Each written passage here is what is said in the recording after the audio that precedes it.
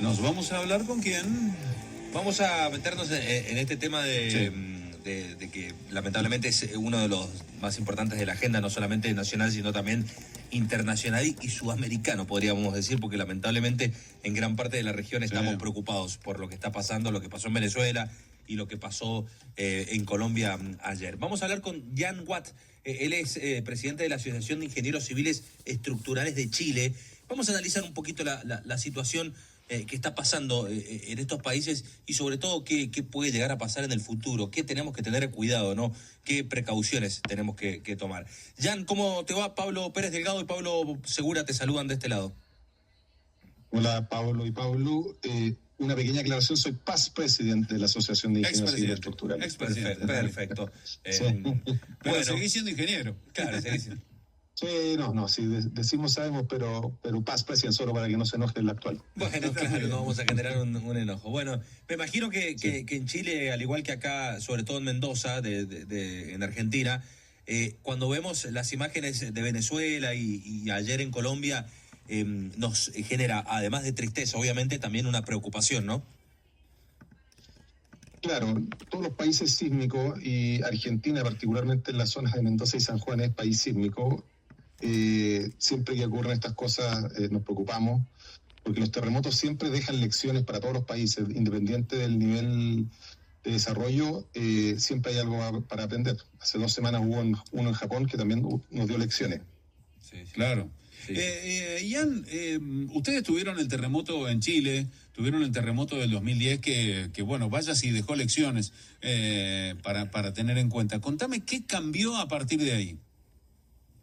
Ya. El 2010, las principales lecciones que tomamos nosotros en Chile, una es que algunas cosas que hacíamos bien, estaban bien, había que mantenerlas y eso fue bastante satisfactorio. Y las otras lecciones son temas puntuales que nos dejaron lecciones de los suelos donde uno construye son muy relevantes, siempre lo hemos sabido, pero había que mejorar la forma de identificarlos y clasificarlos. Y teníamos en nuestra normativa algo un poco anticuado. El 2010 nos dio el impulso para traer esa nueva clasificación y empezar a usarla. Y más sofisticada, con mejores sensores y más estudios, no más cara, pero sí distinta, y eso se incorporó el 2010. Y eso fue un cambio relevante, y también nos dimos cuenta cosas que también en la teoría sabíamos, pero hasta que no se prueban en la práctica es muy difícil incorporar cambios. Esa es la realidad de la ingeniería sísmica mundial. Uh-huh. Y ahí también nos dimos cuenta que en suelos blandos había que preocuparse de ciertas cosas un poco más de lo que estábamos haciendo. ¿Cuáles eran los errores que hoy decís, esto era grave que estábamos cometiendo y nos dimos cuenta que había que cambiarlo? De acuerdo, la clasificación de suelos, hay ciertos suelos que clasificados antes del 2010 decían que los edificios no tenían que resistir tanta demanda sísmica, y con la nueva clasificación tenemos más certeza de cómo va a ser la demanda sísmica que viene, y con eso los podemos diseñar para una intensidad más alta que le va a entregar el terremoto. Uh-huh. Eso fue lo principal. Y lo otro, las construcciones, la forma de construir va cambiando en el tiempo. Entonces nosotros teníamos una norma que venía de nuestro terremoto del 85, que había sido oficializada en el 93, y obviamente el 2010 ya el tipo de edificio que estábamos construyendo en Chile era muy distinto a lo de los fines de los 80. Entonces, claro, esos edificios tuvimos que incorporar las lecciones de lo nuevo que construíamos para tratar de que cerrar ese flanco, si quieres. No fueron problemas serios, pero sí problemas de daños que requirieron refuerzo, y con un esfuerzo menor de construcción y diseño creemos que cerramos ese problema, pero vamos a tener que probarlo con el nuevo terremoto. Esa es la verdad. O sea, claro, todo está en el papel y la ciencia, pero hay que probarlo. Sí. Me imagino que obviamente no se puede confirmar porque estás en Chile y no estás en el lugar de los hechos ahí en Colombia, pero seguramente has visto algunas imágenes de algunos edificios, balcones que caen abruptamente en medio del terremoto. En base a esas imágenes, ¿puedes llegar a sacar alguna conclusión de alguna construcción clandestina o con alguna irregularidad? A ver, el tema de la formalidad de la construcción es un tema en todo el mundo, pero en nuestro continente es muy grande. es una realidad que tiene que ver con cultura, práctica, pero también con la realidad económica que a veces no todo tiene ingeniería. En nuestros países todos han ido avanzando en formalidad de permisología y de normativas. La normativa colombiana técnicamente es muy buena. Lo que hay que evaluar es los colapsos que vimos ayer en Colombia. ¿Cuánto tienen que ver con viviendas antes del año 84, que es la primera norma colombiana oficial? Ajá. Antes de eso habían prescripciones, buenas prácticas, pero legalmente el 84 entra a funcionar la primera normativa moderna en Colombia y después ellos han tenido ciclos de modernización parecidos a los que tienen todos nuestros países, otro en 98, después en 2010. Entonces, desde el 84 que tiene una normativa moderna y el 2017 ellos sí actualizaron su ley de revisión y formalidad. Entonces ellos mismos descubrieron a mediados de la década pasada que había posibles falencias en la supervisión de lo que estaba en el plano a lo que se construía o que lo que estaba calculado estuviera bien calculado. Claro, bien. Y eso es una realidad que tienen todos nuestros países y todos tenemos stocks de edificios de vivienda vulnerable porque son o antes de que hubiera normativa moderna o porque se construye, como bien mencionas tú, de manera irregular. Claro. Eso en ciudades cada vez más difícil. Eso pasó un poco en Venezuela, ¿no? Lo que fue La Guaira.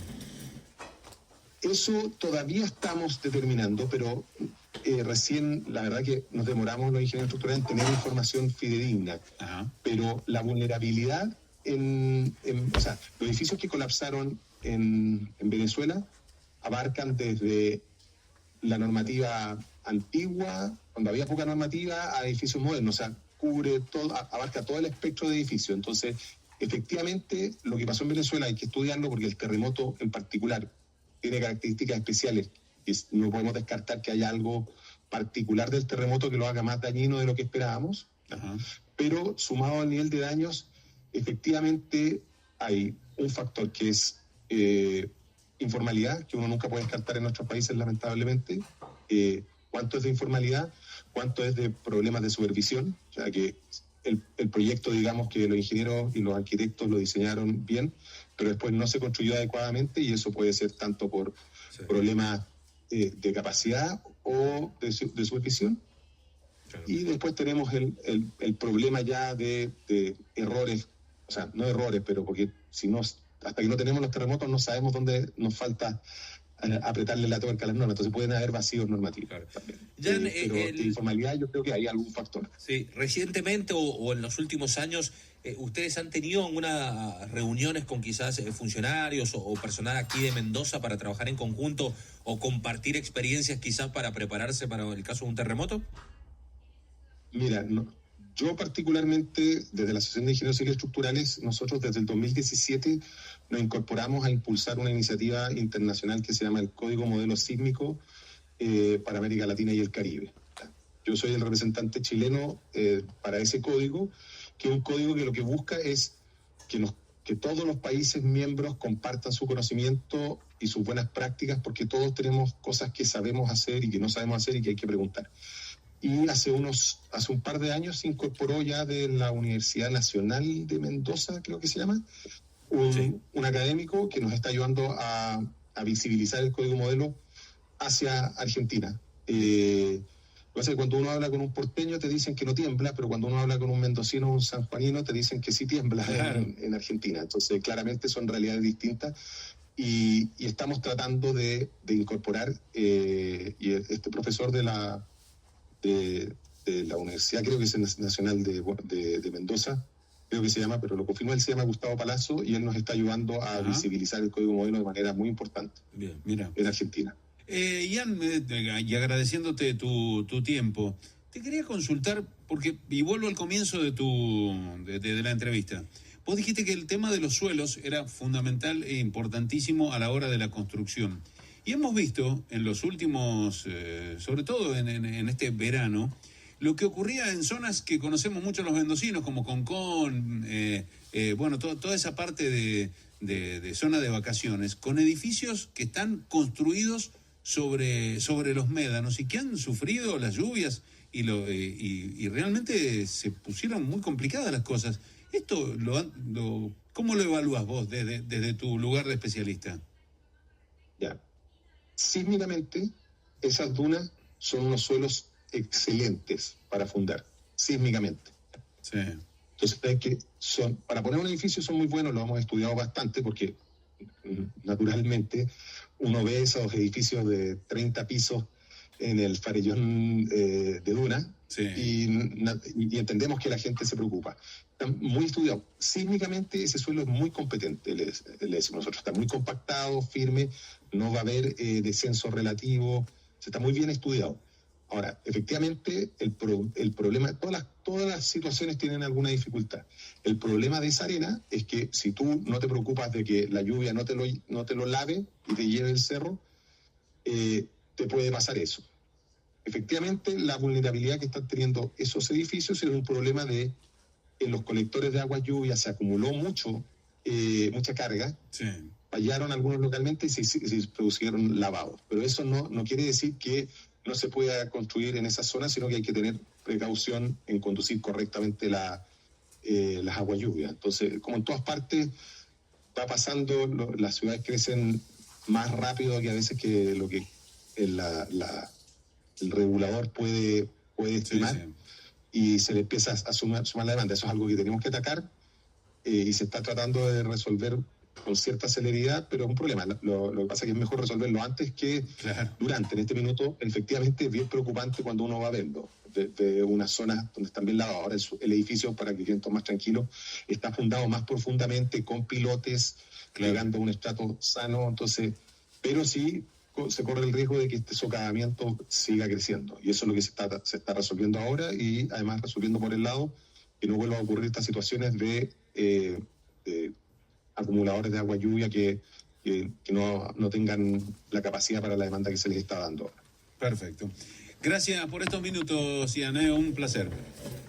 No, el gusto es mío, muchas gracias. Chao. Bien. Ahí estaba Ian Watt, expresidente de la Asociación de Ingenieros Civiles Estructurales de Chile y también, representante de Chile en todo lo que tiene que ver con construcción antisísmica o sismo resistente. Sí. A quien mencionaba Jan es a Gustavo Luis Palazzo, que es un ingeniero en construcciones, investigador y docente de la UTN, aquí de la provincia de Mendoza.